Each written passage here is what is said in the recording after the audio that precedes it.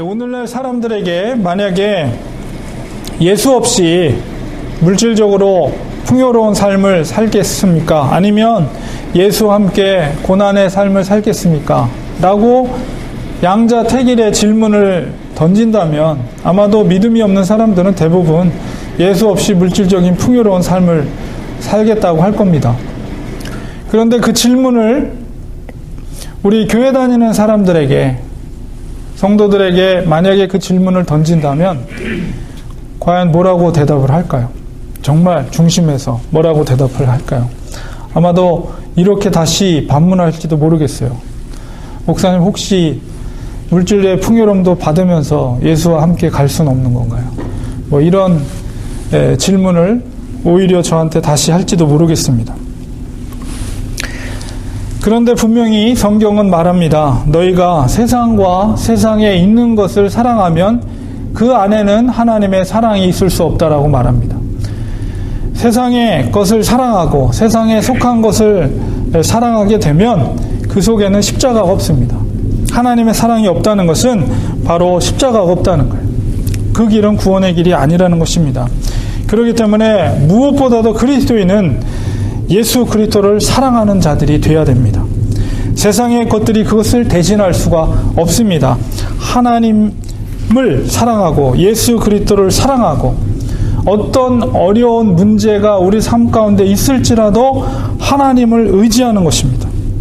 참된 그리스도인은 아무리 어렵고 힘들어도 어려운 문제가 우리 앞에 있을지라도 그 앞에서 주님 앞에 기도하는 자들이 참된 그리스도인입니다. 반대로 세상의 것들을 사랑하는 사람들은 어려운 문제 앞에 막다트리게 되면 불평과 불만과 원망을 일으키게 됩니다. 우리가 그리스도인이라고 하면서 만약에 그런 어려운 문제 앞에 섰을 때 불평과 원망과 좌절과 절망 가운데 우리가 젖어든다고 한다면 우리 신앙의 모습을 다시 한번 돌아볼 필요가 있습니다. 우리가 어려운 가운데 있을 때 우리는 주님 앞에 기도하는 것입니다. 무릎 꿇습니다.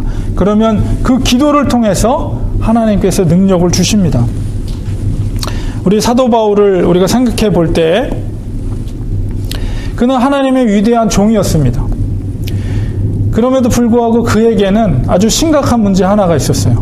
그것은 뭐냐면 바로 육체의 가시라고 사도 바울이 표현했고 또 다른 표현으로는 바로 사단의 사자다 이렇게 표현될 정도로 육체에 심각한 질병이 있었어요. 어떤 학자들은 그것이 간질병이었을 것이다 이렇게 추측하는 분들도 있고 어떤 학자는 아마 눈을 뜨면서 어떤 아주 고통스러운 안질에 걸렸을 것이다 이런 분들도 계신데 어찌됐건 간에 사도 바울에게 있어서는 굉장히 육체적으로 고통스러운 고질적인 질병이 있었던 것 같습니다. 얼마나 고통스러웠으면 육체의 가시라고 했고 사탄의 사자라고까지 표현했겠습니까? 그 심각한 문제 앞에서 사도 바울이 3번이나 하나님 앞에 간절히 간구하죠. 얼마나 그 문제에 대해서 하나님 앞에 간절히 간구를 했겠습니까? 아마도 복음을 전하는 데 있어서 그것이 크게 그에게는 걸림돌이 되었을지도 모르겠습니다. 그런데 하나님께서 그 기도하는 사도 바울에게 응답하셨어요. 뭐라고 응답하시냐? 우리가 고린도후서 그게 12장 7절에서 10절까지 기록되어 있는데 나에게 이르시기를 사도 바울이 고백합니다. 내 은혜가 하나님께서 응답하신 거예요. 내 은혜가 여기서 나라는 것은 하나님이에요. 하나님의 은혜가 내 은혜가 너에게 족하도다.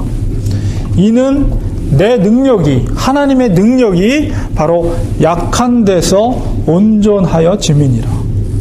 이게 사도 바울이 3번이나 간절히 하나님 앞에 기도했을 때 하나님의 응답이에요. 이것이 나의 은혜가 너에게 만족스럽다. 지금 상황이 너 몸에 육체의 가시가 있는 그 상태가 내 은혜로 만족스럽다. 왜냐하면 나의 능력은 바로 약할 때 강하기 때문이다. 온전하기 때문이다. 이렇게 말하고 있습니다.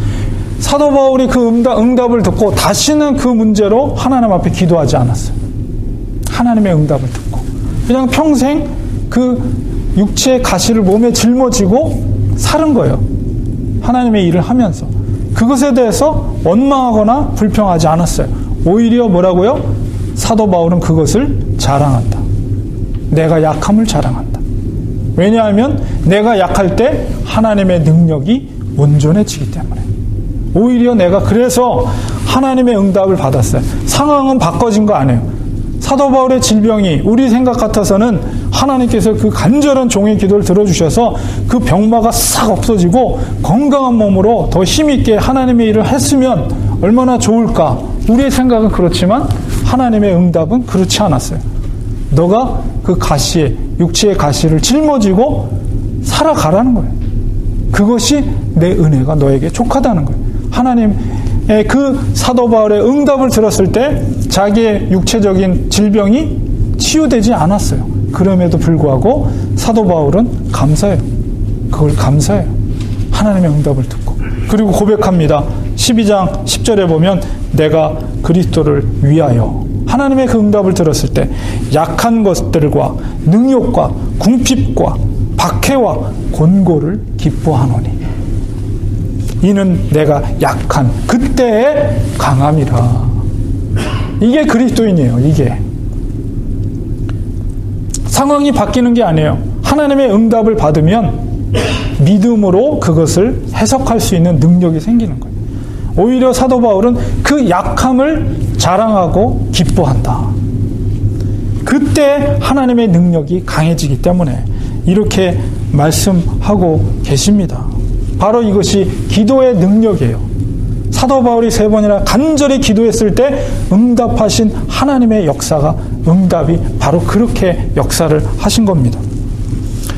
오늘 본문 속에서는 요나의 사건이 기록되어 있습니다. 특별히 요나의 사건 중에서 요나가 물고기 뱃속에서 3일 동안 갇혀 있으면서 그 속에서 하나님께 올려드린 감사의 기도의 내용이 오늘 2장 1절에서 10절까지의 말씀이에요.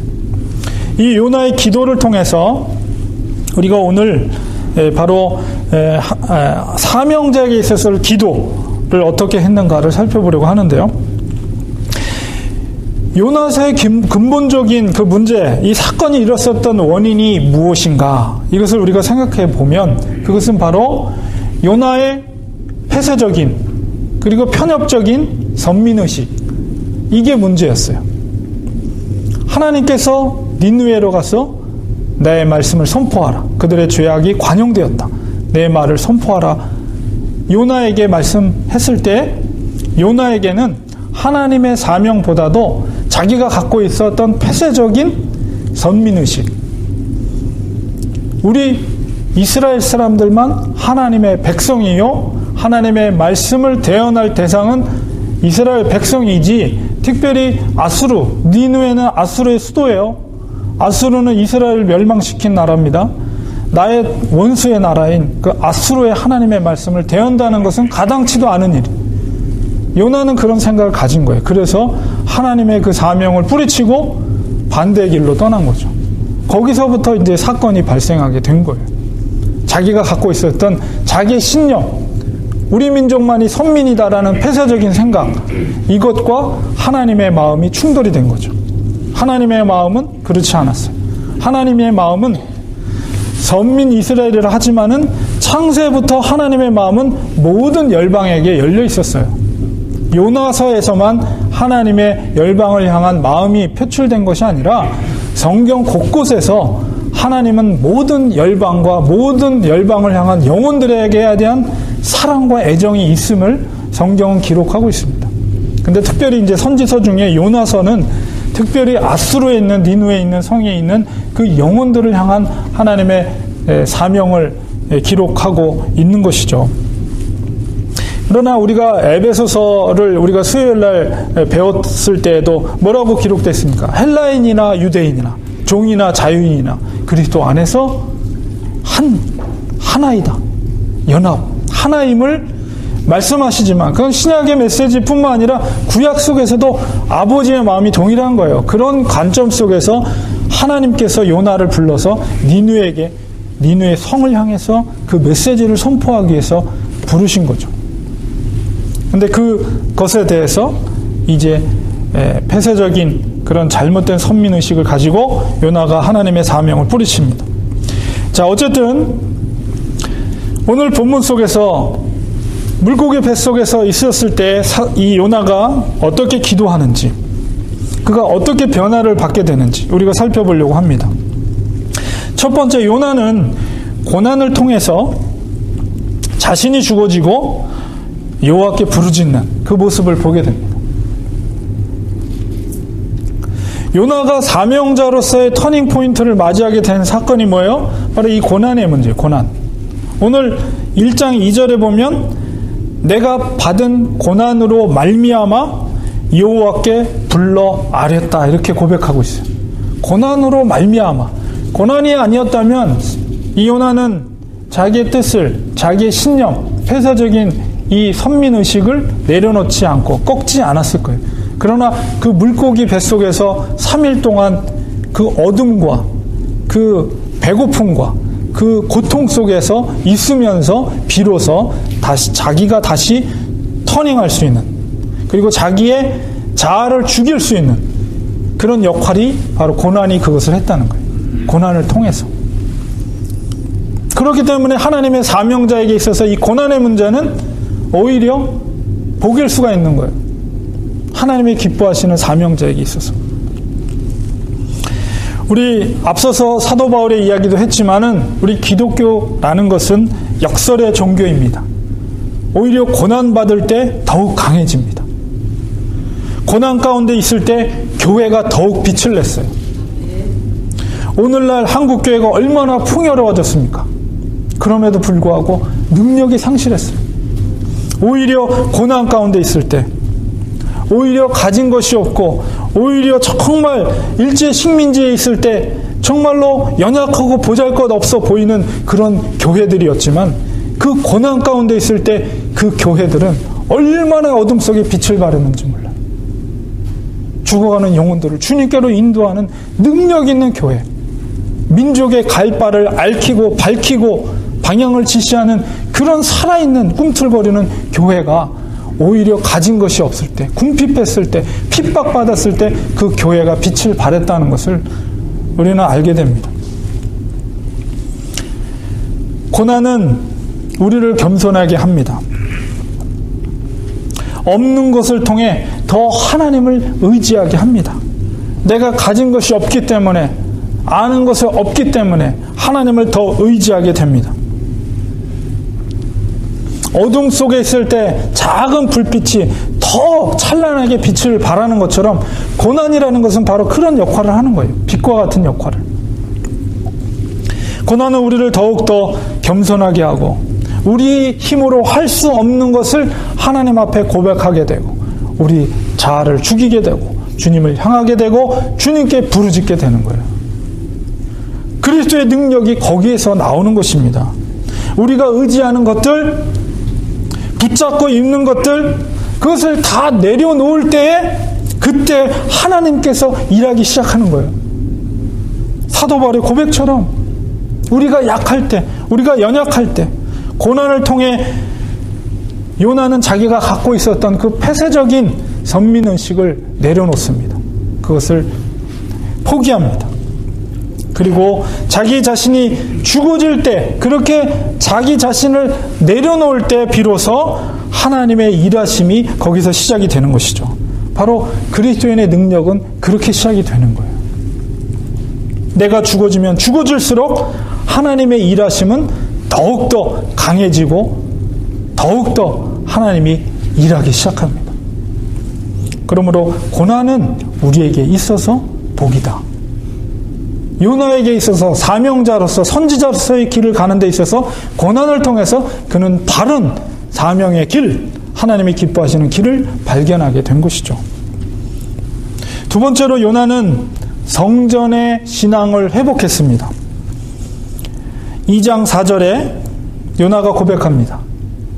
내가 말하기를 내가 주의 목전에서 쫓겨났을지라도, 자기의 상황을 그렇게 표현한 거예요. 다시 주의 성전을 바라보겠나이다. 2장 7절에도 내 영혼이 내 속에서 피곤할 때, 지금 얼마나 힘든 상황 가운데 있습니까? 내가 여호와를 생각하였더니 내 기도가 주께 이르러 싸우며 주의 성전에 미쳤나이다. 이 성전이라는 것은 하나님의 임재가 있는 곳입니다. 어떤 상황 가운데 있더라도 주님의 성전을 바라보겠다는 고백, 심지어 주의 목전에서 쫓겨났을지라도 주의 성전을 바라보는 것이 중요합니다. 하나님의 임재를 사모하는 거예요. 성전을 바라본다는 것은 하나님의 임재를 사모하는 거예요. 성전 중심의 삶으로의 회복, 그것을 오늘날로 생각하면 교회 중심의 삶을 사는 것입니다.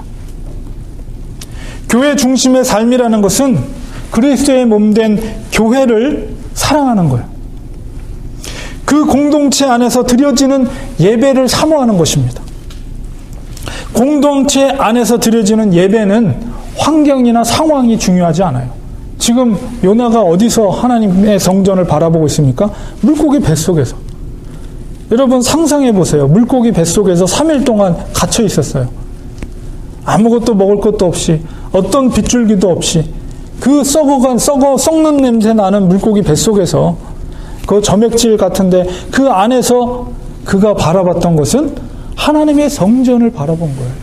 바로 그것이 하나님의 임재를 체험하는 것, 그것이 바로 하나님의 예배 처소가 된 거예요. 예배의 처소는 환경이나 상황이 중요한 것이 아니에요. 내가 얼마나 하나님을 향하는가, 내가 얼마나 간절히 하나님을 찾는가, 그 하나님을 찾는 자, 그 간절히 신령과 진정으로 드리는 예배자, 하나님은 그런 예배자를 지금도 찾고 계십니다. 우리는 이렇게 하나님 앞에 예배 드릴 수 있는 것에 대해서 감사를 해야 돼요. 우리가 너무나도 편안하고 안전한 곳에서 이렇게 예배 드릴 수 있다는 것이 얼마나 감사하고 귀한 것인지 우리는 너무 쉽게 잊어버려요. 당연한 거라고 생각해요. 그러나 오늘날 지구상 한 곳에서는 자기의 목숨을 담보로 그 예배 처소에 나가기 위해서 목숨을 걸고 나가는 성도들이 있습니다. 얼마 전에 인터넷 기사에서 본 기사를 봤는데 바로 얼마 전에요. 바로 이집트에서 있었던 일입니다. 우리가 이승욱 선교사는 이집트 선교사를 기도하고 있는데 바로 이집트에는 동방교회예요. 오늘날 우리 전통은 서방교회로 이렇게 뿌리를 올라가지만은 동방교회, 서방교회가 갈라지면서 동방교회는 러시아 정교회, 그 다음에 이집트에는 곱틱 교회가 있어요. 그 교회가 거기도 굉장히 순수합니다. 거기에 바로 크리스찬들이 있어요. 그런데 이슬람 청년들이 그 크리스찬 청년을, 그들은 곱틱 그 지역에서 순교를 당한 청년인데 요 손목에다 십자가 문신을 새기고 있어요. 그래서 예배 처소에 비밀리에 모일 때마다 그것이 이제 초대교회 물고기 문양처럼 그것이 증표가 돼서 거기서 들어가서 예배 드릴 수 있는 자격, 그러니까 어떤 증거로서 이렇게 보여주는 건데 그 십자가 조그맣게 있더라고요. 사진으로 봤어요, 저도. 그것을 발각이 된 거예요. 이슬람 청년들한테, 이집트에 있는. 그래서 끌려가가지고 집단으로 폭행을 당하고 결국은 순교당했어요. 난 예수 믿는 사람이라 소리를 지르면서 자기가 그 고백을 하면서 죽음을 맞이했습니다. 지금 현재에도 그 예배 자리를 자기의 목숨을 걸고 가서 예배를 드리는 사람들이 있어요. 우리가 이렇게 안전하게 편안하게 예배를 드린다 할지라도 우리는 그들이 자기의 목숨을 담보로 해서 그 예배 처소에 나가는 그 순전한 신앙과 믿음을 가지고 이 자리에 나와야 되는 거예요. 하나님을 사모하는 마음으로, 정말 간절히 주님을 찾는 마음으로,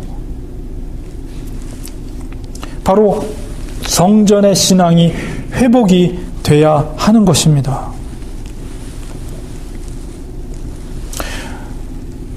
느헤미야 시대에 스룹바벨이 70년 동안의 포로 생활을 하고 다시 예루살렘으로 돌아와서 스룹바벨을 중심으로 해서 새로운 성전이 재건이 됐습니다. 그 포로 중에는 이전에 솔로몬의 성전의 영광을 보았던 그런 나이가 많은 분들도 계셨어요. 비록 초라하고 보잘것없는 스룹바벨의 성전이었지만 에스라를 통해서 거기에서 율법이 선포되고 또 유월절이 다시 한번 제사가 진행이 되고 거기서 예배가 다시 한번 갱신이 되고 그곳에서 하나님 앞에 예배 드렸을 때 그들이 눈물로 감격 속에서 예배 드리는 장면이 나옵니다. 느헤미야나 에스라를 읽어보면 그러한 감격이 우리의 예배 매 주일마다 하나님 앞에 드리는 예배 가운데 있어야 돼. 하나님을 간절히 사모하는, 우리가 예배 드릴 수 있음에 감사하고 하나님의 임재를 사모하고 우리를 사랑하셔서 독생자 그리스도를 이 땅에 보내주시고 우리를 구원하신 하나님의 은혜를 감사하며 찬양하며 그 하나님 앞에 간절히 우리의 마음과 정성을 다해서 하나님 앞에 올려드리는 그 예배, 눈물로 올려드리는 그 예배의 자리를 우리는 사모해야 돼요. 세 번째로 이 요나는 감사의 기도를 드립니다. 그리고 구원을 선포합니다. 우리가 읽은 2장 9절에 보면 나는 감사하는 목소리로 주께 제사를 드리며 나의 소원을 주께 갚겠나이다. 구원은 여호와께 속하였나이다. 이런 말씀을 합니다. 믿음이라는 것은 우리가 기도를 통해서 믿음으로 회복됐을 때 그 믿음이라는 것은 상황을 변화시키는 것이 아니에요. 상황을 변화시키는 것이 아니라 그 상황을 바라보는 눈을 재해석하는 그런 눈과 관점이 생기는 거예요. 믿음의 관점이 생기는 거예요. 요나의 기도는 우리가 지금 읽은 1절에서 10절까지의 요나의 기도는 감사의 기도예요. 감사의 기도. 그런데 지금 상황이 어떻습니까? 지금 물고기 뱃속에서 바깥으로 나와서 해변가에서 감사의 기도를 드리는 것이 아니에요. 지금 물고기 뱃속에 있는 거예요. 우리가 마지막 10절에 하나님께서 이제 토해내서 바깥으로 내보내 주시는데 지금 기도하는 상황은 물고기 뱃속에서 드리는 거예요. 근데 그 기도가 감사의 기도예요. 감사의 기도. 이미 물고기 뱃속에서 하나님 앞에 감사를 하고 있는 거예요.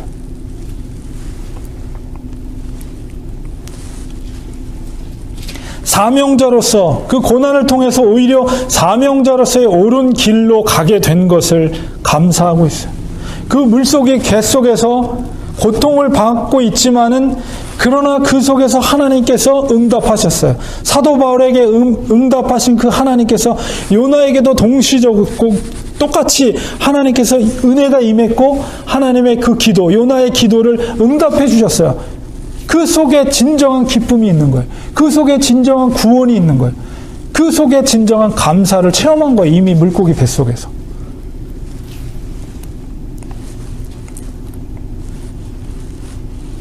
그렇습니다. 상황은 바뀌지 않았지만 하나님께서 주신 은혜와 믿음이 그 상황을 새롭게 해석할 수 있는 힘을 갖게 한 것입니다. 우리도 마찬가지입니다. 상황은 달라지지 않아요. 우리의 삶 가운데 상황은. 그러나 우리가 기도할 때, 우리가 하나님을 바라볼 때 우리 속에 전에 없었던 새로운 마음이 생겨요. 그것이 믿음입니다. 외양간이 여전히 송아지가 없어요. 감람나무에 소출이 없습니다. 포도나무에 포도가 여전히 없어요. 그럼에도 불구하고 믿음이 있을 때 하박국 선지자에게 하나님께서 믿음을 부여해 주셨을 때 뭐라고 고백합니까? 오직 믿음은 의인은 믿음으로 말미암아 살리라 하나님께서 응답하셨을 때 노래를 부르는 거예요. 내가 아무것도 없을지라도 여호와로 인하여 즐거워하고 기뻐하노라. 이 고백이 우리에게 나오는 거예요. 상황이 바뀌지 않더라도 그 고백이 나왔을 때 하나님이 그것을 보시고 문제를 그때부터 해결해 주시는 거예요. 상황은 바뀌지 않더라도 믿음을 통해서 우리가 하나님 앞에 울부짖을 때 하나님께서 응답하시는 그 믿음을 통해서 세상을 새롭게 보는 눈이 우리에게 생기게 되는 것입니다. 바로 이것이 바로 그리스도인의 능력이에요. 그렇기 때문에 그리스도인들이 스데반 집사님이 자기를 향해 돌을 던지면서 피 맞아 죽어가는 상황 속에서도 그들을 향해 기도할 수 있는 능력이 바로 그거예요. 콜로세움에서 사제의 밥으로 죽음 앞에 서 있는 성도들이 하나님을 찬양하며 그들을 향해 웃으며 그들을 향해 기도할 수 있었던 것이 바로 그리스도의 그 능력이에요. 자기가 설령 자의 목숨이 죽어간다 할지라도 그 속에서 하나님 앞에서 응답하신, 부르짖음으로 응답하신 그 믿음의 능력으로 세상을 다롭게 나를 향해 죽이는 그 사람을 새롭게 사랑으로 품을 수 있는 믿음의 눈이 생기게 되는 거예요. 결론을 맺겠습니다. 우리 빈익빈 부익부라는 말이 있습니다. 가난한 자는 더 가난해지고 부한 자는 더 부해진다. 일반적으로 자본주의의 어떤 그런 패단을 꼬집어서 하는 말이죠. 그런데 비단 이것이 자본주의 사회에서 뿐만 아니라 영적인 세계에서도 동일하게 작용을 합니다. 이게 무슨 말이냐 하면, 여러분 달란트 비유를 아시죠? 한 달란트 받은 사람이 주인이 돌아왔을 때 이제 정산을 하면서 땅속에 묻었던 것을 찾아서 주인에게 그대로 드려요. 그때 뭐라고 합니까? 주인께서 이 게으르고 악한 종아. 그러면서 그 하나를 뺏어서 어떡하죠? 10달란트 가진 자에게 주어요. 가진 자는 더 풍성해지고 없는 자는 있는 것조차 빼앗기게 될 것이다. 우리가 믿음의 세계, 우리가 기도의 생활, 세상에 우리의 마음을 빼앗기고 기도의 자리에서 한 걸음 뒤로 물러나면 물러날수록 우리의 가진 것조차도 뺏기게 됩니다. 그러나 더 하나님께 나가고 힘들고 어려울수록 더 하나님 앞에 울부짖고 부르짖고 가까이 나가면 나갈수록 그 은혜가 더 풍성해져요. 하나님의 그 은혜는 더 풍성해지는 거예요. 우리가 어떤 믿음 생활을 해야 될 것인가? 다 동일한 24시간이 주어져서 살아가는 사람들, 그리스도인들. 그러나 어떤 사람은 하늘과 연결이 되어서 하나님의 은혜와 하나님의 그 뜻을 분별하면서 하늘로 24시간을 살면서도 주님과 연결되어서 그렇게 능력 있게 살아가는 사람이 있는 반면에 영적으로 잠들고 하나님과는 하늘과는 담을 쌓아버리고 그냥 종교 생활에 젖어서서 살아가는 사람들이 있어요. 있는 것조차도 빼앗기고 가진 자에게 하나님께서는 더하게 하시는 거예요. 우리는 힘들어도 주님을 더 의지해야 돼요. 하나님과 연결돼 하나님께 기도해야 됩니다. 교회도 마찬가지입니다. 어떤 교회는 정말 영적으로 깨어서 하나님과 연결되어서 주님의 뜻을 분별하고 능력 있게 아무리 작고 초라해 보여도 하나님의 뜻을 분별하면서 능력 있게 쓰임받는 교회가 있는 반면 360일 잠자고 있는 교회가 있어요. 우리 교회가 어떤 교회가 될 것인가? 살아있는 교회, 하나님과 연결되어 있는, 날마다 주님께서 주시는 은혜와 능력과 하나님께서 부어주시는 그 신령한 신비로운 하나님의 세계를 바라보면서 주님 앞에 붙들림 받아서 영적으로 붙들림 받아서 능력 있게 살아가는 그리스도인, 능력 있게 붙들림 받아있고 쓰임받는 그런 교회, 그런 교회가 돼야 되는 것입니다. 여러분, 고난은 오히려 사도 바울의 고백이 우리가 약할 때 강함이라 라는 고백이 우리가 고난이 그런 역할을 해야 되는 것입니다. 광야는 오히려 하나님께 더 집중할 수 있는 그런 너무나도 적절한 장소예요. 고난과 역경이 있을 때 더 하나님 앞에 집중하시기 바랍니다. 기도가 살아있는 교회, 말씀이 살아 꿈틀거리는 교회, 날마다 주님께 나아감으로 기도함으로 하나님께서 부어주시는 신령한 은혜 가운데 거해서 하루하루 그 능력으로 살아가는 성도들, 그런 성도들이 모여있는 교회, 고난이 오히려 하나님 앞에 감사의 노래가 될 수 있는 성도들이 모여있는 교회, 그런 교회가 우리 렌추아닌 교회가 돼야 됩니다. 내 속에 하나님의 역사가 꿈틀거릴 수 있도록 내 자신이 철저하게 죽어져야 합니다. 철저하게 하나님을 의지해야 합니다. 그때서 비로소 고난이 감사로 바뀌는, 고난이 새롭게 해석할 수 있는 믿음의 눈이 우리에게 생기게 되고 그때서 비로소 하나님의 역사가, 하나님의 일하심이 우리의 인생 가운데, 우리의 교회 가운데 생기고 놀라운 일들이 일어나게 될 줄 믿습니다. 기도하겠습니다.